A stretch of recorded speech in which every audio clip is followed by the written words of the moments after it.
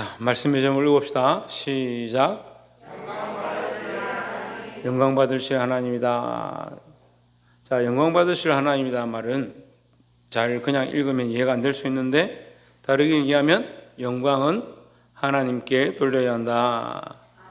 좀 더 구체적으로 영광을 하나님께만 돌리자. 그 영광, 높아짐은 하나님께 있어야 되는데 사람들이 자꾸 영광을 얻으려 하죠. 사람들이 높은 자리에 가려고 하고, 사람들이 박수 쳐주고 인정해주면 좋아하고, 그 영광을 자꾸 취하려고 하는데, 영광은 하나님께 돌려야 한다. 물론 우리가 칭찬받고 사람들이 우리를 잘했다 이렇게 말해주는 것이 나쁘다는 게, 그 말이 그 자체가 나쁘다는 말이 아니고, 하지만 우리가 궁극적으로 영광을 하나님께 돌리는 그런 습관들을 가져야 한다라는 겁니다. 예, 본문의 말씀 보겠습니다. 사도행전 12장 13절에 베드로가 대문을 두드린대 했습니다. 베드로가 대문을 왜 두드리냐, 우리가 앞에서 읽었던 내용들을 생각하면 베드로가 이 복음 전하다가 감옥에 갇히는 겁니다. 감옥에 갇혀서 발이 쇠사슬에 채여지고 그 안에 병사들이 지키고 섰고, 또 밖에도 철문을 잠그고 그 밖에 또 로마 병사들이 지키고 서 있고, 거기서 나오면 저 밖에 나와서 또 옥문이 있고 그 옥문 밖에 또 병사들이 지키고 있는, 삼중사정으로 지키고 있는 그 토굴에서 이 베드로가 천사의 깨움을 입고, 천사가 자는데 깨워가지고 베드로를 일어나라, 그리고 착고를 이 쇠로 된 쇠사슬을 풀고 베드로를 이끌어내는데, 급히 데려가니까 심지어 그 옆에 서 있던 병사들도 모를 정도로 그렇게 하나님 역사하셔서 데려가셨습니다. 여러분이 이 로마 시대 때 감옥을 잘 못 봤으니까 모르겠지만, 감옥이 지하 한 40m 정도 됩니다. 지하 40m면 한 몇 층 될 것 같아요? 지하 40m 같으면 한 층이 한 3, 4m 됩니까? 좀 많이 보고 한 5층이다 치고 지하 한 4층 정도 내려가는 거예요. 아니 8층 정도 내려가는 거예요. 지하 8층 정도 내려가는 그 길을 이렇게 꼬불꼬불 땅을 파가지고 토구를 해가지고 그 안에 숨겨놓는 거예요. 그래서 타러 가는 게 하늘 별따기. 그 감옥에서 탈출하는 것도 어렵지만, 이건 지하 토굴에서 그 토굴 계단을 올라와가지고 빠져나와야 되니까, 거기다가 이 베드로는 전에 들은 소문이 있는 거죠. 사도들은 하나님께서 그 놓이게 하시고 구출해 준 그런 소문들이 있으니까 병사를 어떻게 지키냐, 베드로를 이 쇠사슬에 이렇게 묶어놓고 그 바로 옆에서 병사들이 창을 들고 지키고 있는 거예요. 이 양쪽에 서 있고, 근데 그 바로 밖에 또 철문을 치고 그 밖에 또 병사들이 서 있고, 그 사중으로 이렇게 에워싸가지고 지키고 있는데, 천사가 그 새벽에 이 베드로를 깨워서 그 쇠사슬이 풀리게 하고, 그 감옥에서 나오게 했다. 하나님의 은혜인 줄 믿습니다. 그러니까 사람의 방법으로 할 수 없는 것을 하나님 하신다. 현실적으로 불가능한 일을 하나님은 역사하신다. 그래서 이것을 믿어야 될 줄 믿습니다. 대문을 두드린데 그 이제 나와서 보니까 정신이 들었어. 내가 어떻게 여기 왔지? 아, 그렇구나. 천사가 나를 깨워서 데리고 왔더니 내가 눈을 뜨고 정신을 차려 보니까 지금 감옥 밖에서 나왔구나. 이거 하나님의 은혜구나. 이렇게 하면서 베드로가 다시 복음을 전하기 시작합니다. 먼저 어디 달려갔느냐? 이 사람들이 모여서 베드로를 위해서 기도하는 곳에 찾아갔습니다. 베드로가 대문을 두드리는데 로데라 하는 여자아이가 영접하러 나왔다가, 로데라는 여자아이가 나와가지고 누구세요? 누가 왔어요? 어디서 왔어요? 이렇게 묻는데 내가 베드로다 이렇게 얘기를 하는 거예요. 베드로가 어떻게 여기 있어요? 우리가 지금 베드로를 위해서 기도하고 있는데, 베드로가 감옥에 갇혔는데 내가 베드로 선생님 놓이게 해달라고 하나님 앞에 기도하고 있는데 베드로가 문 앞에 있다. 이게 무슨 일이야? 여자아이가 깜짝 놀라가지고 방에 안으로 쫓아 들어갑니다. 14절에 베드로의 음성인 줄 알고 기뻐하여 문을 미처 열지도 못하고 달려 들어가 말하되 베드로가 대문 밖에 섰더라. 참 정신이 없긴 없죠. 얼마나 기쁘면 문부터 열어주고 안에 들어가서 베드로 왔습니다 이렇게 하면 되는데, 마음이 급하니까 문도 안 열어주고 안에 들어가가지고 기도하는 사람들에게, 여러분 우리가 기도해서 하나님 앞에 놓이게 해달라 한 베드로가 문 밖에 있습니다. 베드로 선생이 문 밖에 서 있습니다. 15절에 보니까 저희가 말하되 그들이 대답했다네요. 베드로 선생님이 놓였습니다. 그러니까 그 사람들이 듣고 뭔 소리고 지금. 야, 헛소리 좀 하지 마라. 네가 미쳤냐? 정신이 나갔냐? 베드로가 지금 감옥에 있는데 어떻게 여기 문 앞에 있을 수가 있냐? 여자아이는 힘써서 말하되 참말이라. 내가 지금 거짓말하는 게 아닙니다. 진실입니다. 좀 믿어주세요.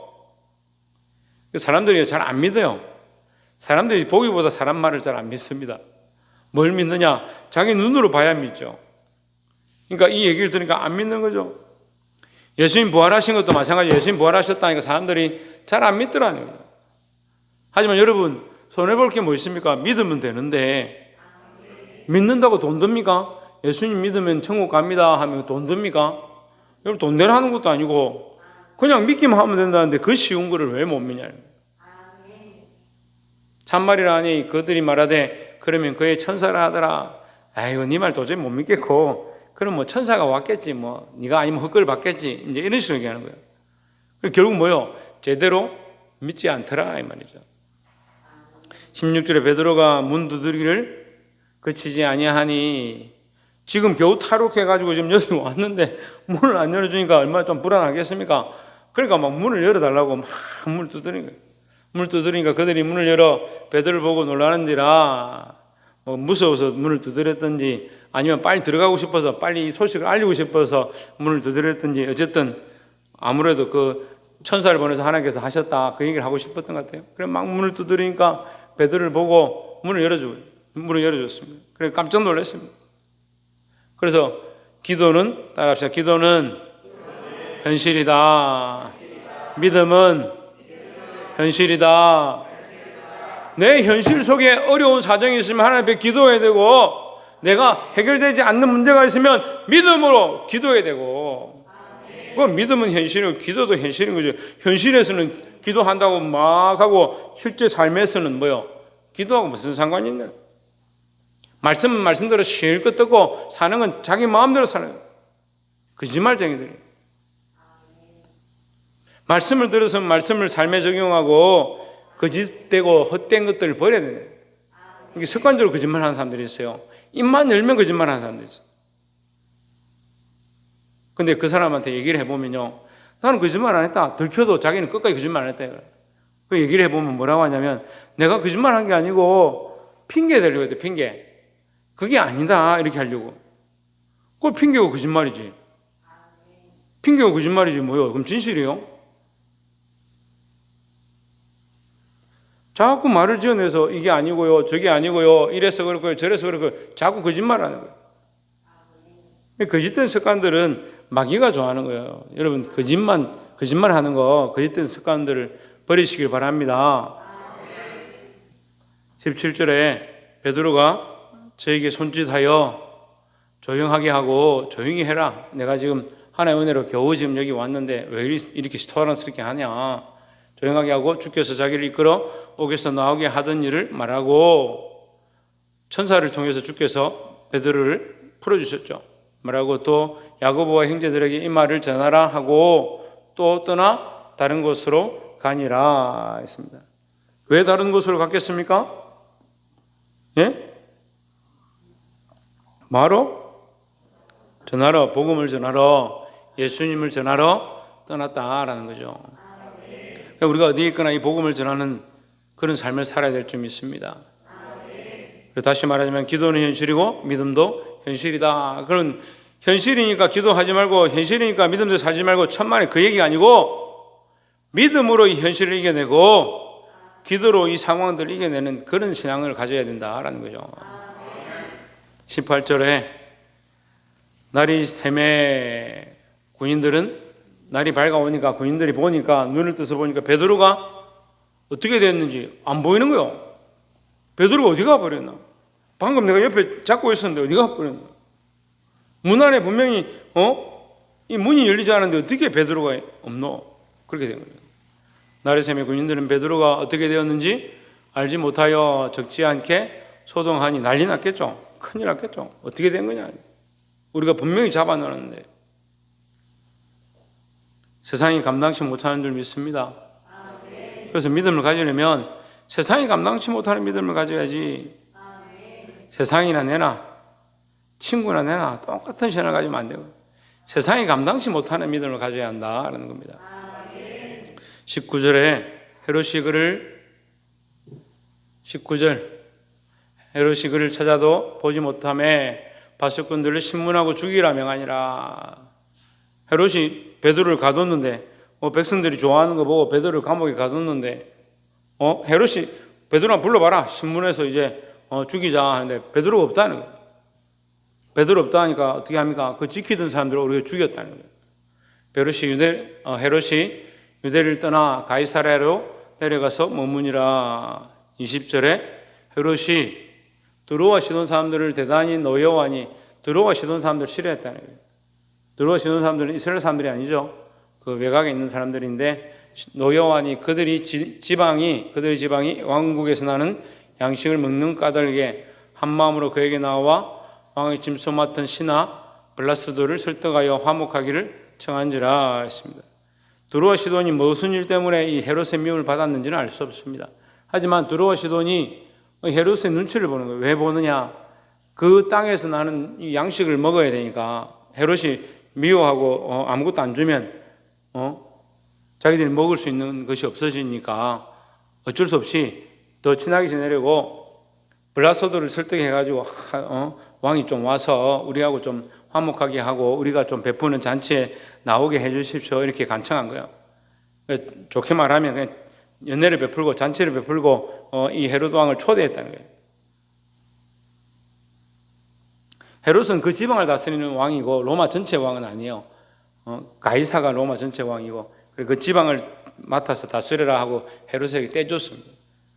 그 지방을 맡은 이 헤롯이 드로와 시돈 사람을 싫어한 거죠. 그 사람들이 이 잔치를 베풀어 놓고 좀 와서 좀 친하게 지내자 이렇게 한 거예요. 21절에 헤롯이 나를 택하여 그래 그럼 내가 며칠 날 가겠다. 나를 택하여 왕복을 입고 단상에 높은 자리에 올라가 앉아 백성에게 연설을 하는데 사람들에게 말을 했겠죠. 뭐 똑바로 해라 뭐 하든지 뭐 내가 왕이다 이렇게 하든지 뭐 얘기를 했겠죠. 22절에 백성들이 크게 부르되 했습니다. 백성들이 왜 크게 부릅니까? 헤롯에게 잘 보여야 되니까. 헤롯이 우리 잘못하면 우리가 먹을 양식을 끊어진다. 그러니까 헤롯에게 최대한 잘 보이자. 그래서 소리를 지르고 막 환호를 하고 하나님하고 똑같다. 헤롯이 완전히 신의 소리요. 그의 소리는 신의 소리요. 하나님의 목소리요. 사람의 소리가 아니다. 막 헤롯을 왕처럼 막 신처럼 막 떠받쳐 오르는 거예요. 그래 막 칭송을 하고 노래를 부르고 찬양을 하니까 23절에 헤롯이 영광을 하나님께 돌리지 아니함으로 했습니다. 그 헤롯을 그렇게 높여주면 헤롯이 어떻게 해야 되느냐? 하나님께 영광을 돌려야 합니다. 사실 우리가 이게 잘 안 돼요.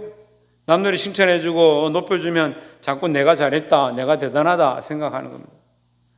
그래 그게 교만한 건데 문제는 뭡니까? 인간들이 교만한 줄 모르는 거예요. 교만한 줄. 남들이 칭찬해 주는 게 죄가 아니고요. 높여주는 게 죄가 아니고 칭찬받는 게 잘못된 게 아니에요. 근데 우리 칭찬받죠. 영광을 받죠. 근데 그 영광을 취하면 안 된다는 거죠. 그 영광은 누구에게? 하나님께 돌려줘. 하나님께. 근데 자기가 참 내가 대단하다, 내가 잘한다 자꾸 그리 착각하는 겁니다. 그 잘하면 누가 잘하게 하신 거냐? 하나님 잘하게 하신 거고. 내게 재능을 주셨으면 재능을 누가 주셨느냐? 하나님 주신 거고. 그 사람들이 칭찬하고 저도 이제 뭐 저번에 행사를 이렇게 진행을 하니까 그 목사님이 저한테 와서 뭐라고 하냐면 참 하나님 불공평한 것 같다. 왜 목사님 왜 그러십니까? 박 목사는 뭐 못하는 게 없고 재주도 많고 나는 재주가 하나도 없고 나는 요 말하는 재주밖에 없다. 그래서 제가 목사님만큼 말 잘하고 설교 잘하시는 분이 어디 있습니까? 거기에 제가 뭐 글자 좀 잘 쓰고 그림 잘 그리고 인쇄 잘하고 요즘 젊으니까 제가 이제 배송이나 이런 것도 다 잘 하니까 그런 거 하는 거 비교하겠습니까? 하나님 다 각자에게 그런 재능을 다 주신 겁니다. 그렇게 얘기했어요. 그러니까 우리가 이 하나님 주신 재능을 가지고 어떤 일을 했을 때 남들이 칭찬하면 그 영광을 내가 취하는 것이 아니고 하나님께 돌려야 한다는 거죠.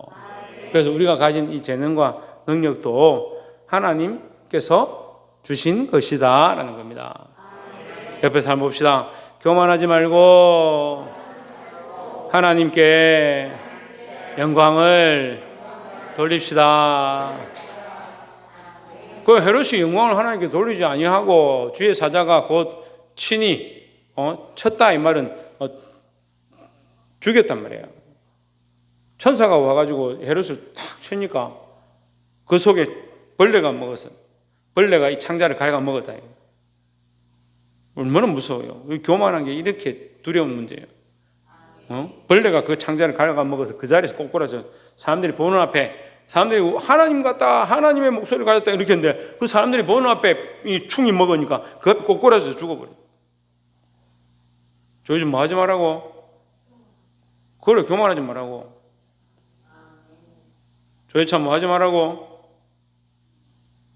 그러니까 교만하지 말라고. 알겠나? 잘 맞춰서. 저희 뭐 하지 말라고? 그래, 교만하지 말고 좀 잘난 체 하지 말고. 교만하고 잘난 체하고 같은 건 좀 모르나? 영광을 하나님께 돌리자. 벌레에게 먹혀 죽으니라 했습니다. 두려워하시고 영광은 하나님께 돌리시길 바랍니다. 그래도 사람들이 나를 자꾸 칭찬한다. 물론 칭찬 받을 수 있어요. 칭찬 받는 것 자체가 죄가 아니라니까요. 남들이 나를 높여준다. 높여줌을 당하는 것도 죄가 아니에요. 근데 그 항상 마음속에 어떤 감사함, 하나님께서 나에게 이런 재능을 주셨고 나를 이렇게 예쁘게 만드셨고 나를 이렇게 강건하게 하셨고 하나님의 것이구나, 하나님께 영광 돌리는구나, 이런 마음을 가져야 된다는 거죠. 24절에 하나님의 말씀은 흥왕하여 더하더라. 이 얘기를 왜 합니까? 헤롯이 하나님의 말씀을 박해하고 교회를 박해하고 사도들을 박해하고 감옥에 잡아놓고 착고를 채웠는데 하나님은 그 가운데 역사하셔서 그들을 풀어나게 하시고 오히려 그 교만한 헤롯을 죽이시고 그 사람들 보는 앞에서 꼬꾸라져 죽게 만드시고 여전히 교회는 뭘 하느냐? 환난과 고난과 핍박이 있어도 복음을 전하고 흥왕하여 가더라. 왜?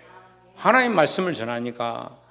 하나님 말씀으로 말미암아 흥왕하게 되더라 하는 거죠. 25절에 바나바와 사울이 부조하는 일을 마치고 마가라 하는 요한을 데리고 예루살렘에서 돌아오니라 했습니다. 갑자기 이게 무슨 말일까? 갑자기 바나바와 사울이 나오는데 그들이 뭘 했냐? 부조를 했다. 이게 돈을 줬다는 거죠. 그럼 이건 무슨 말일까? 연결해 봅시다. 어디에 줬느냐? 예루살렘에 줬다. 왜? 예루살렘 돌아왔으니까 예루살렘에 줬다. 그럼 앞에 우리 본문이 기억나는 겁니다. 고넬료와 사람들이 또 그 사람들이 믿음의 사람들이 돈을 모아서 어떻게 한다고? 예루살렘의 그 가뭄 때문에 사람들이 지금 배고프고 힘든 상황, 그 교회가 어려운데 도와줘야겠다 해서 돈을 모았다. 그 바나바와 바울이 이걸 가지고 어떻게 하냐? 바나바와 사울이 이걸 가지고 가서 예루살렘 교회에 구제하는데 보태라 하고 이게 나눠준 거죠. 그래 그걸 부조하고 그 일을 하고 그 일을 마치고 돌아왔다. 왜 돌아왔습니까? 또 복음을 전하기 위해서. 그래서 우리는 때가 되는 대로, 상황이 되는 대로, 또 때가 되지 않는 대로, 상황이 되지 않는데도 복음을 전하기를 주의 이름으로 축원합니다. 말씀을 맺겠습니다. 오늘 우리가 알아야 될 가장 중요한 것 뭐냐? 교만하면 안 된다. 자랑하고 잘난 체 하기보다 영광을 하나님께 돌리자. 영광을 하나님께 돌리고 세상이 감당치 못하는 믿음을 가지자. 사실 우리가 믿음을 똑바로 가지면 세상이 다 감당치 못해요. 예수님 똑바로 믿으면 세상이 감당하지 못하는 거예요. 근데 왜 세상이 감당하느냐? 믿음이 없으니까. 믿음이 있는 것처럼 하다가 사람들하고 좀 부딪히면 아이고 뭐 어쩌겠노 대충 타협하지 그렇게 하니까 세상이 감당치 못하는 믿음 가지시길 바랍니다. 그럼 끝으로 뭐라고 했습니까? 끝으로 모든 영광은 하나님께 돌려야 한다는 겁니다.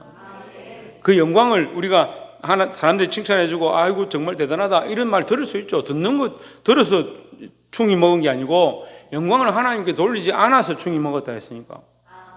그러니까 우리가 있는 것이 모든 것이 어제도 우리 아이들이 하윤이 일의 기쁨이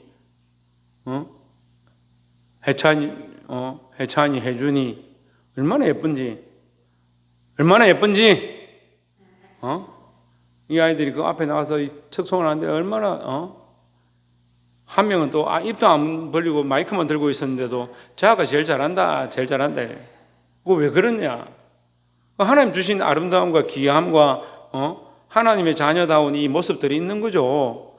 그 모습으로도 영향력을 끼치는 거예요. 그 모습으로도 덕을 끼치는 거예요. 그게 뭐냐? 어제 찬양했잖아. 뭘 찬양했어요? 모든 것이 은혜다. 모든 것이 하나님 주신 은혜다. 그러니까 이 영광이 누구에게냐? 하나님께. 입술로도 하나님의 영광을 찬양하고 내가 이렇게 존재하는 것도 하나님의 은혜임을 알아야 된다는 거죠. 근데 교만한 사람도 어떻게 해요? 쟤 노래 잘 부르네. 쟤 참 잘생겼네. 쟤 참 잘하네. 이러면 내가 좀 하죠.